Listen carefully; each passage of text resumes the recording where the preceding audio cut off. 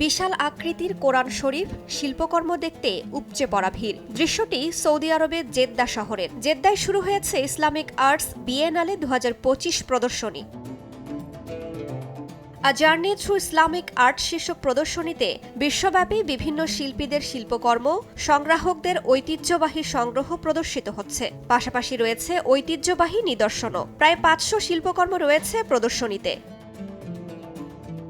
Denmark, মিশর, France, Greece, Indonesia, Italy, কাতার, Saudi আরব, Spain, তুরস্ক সহ আরও অনেক দেশের শিল্পী ও সংগ্রাহকদের কাজ প্রদর্শিত হচ্ছে। এসব দেখতে বিশ্বের নানা প্রান্ত থেকে জড়ো হচ্ছেন দর্শনার্থীরা। অনেকে শিল্পকর্ম উপভোগের পাশাপাশি সেগুলো নিয়ে আলোচনাও করছেন।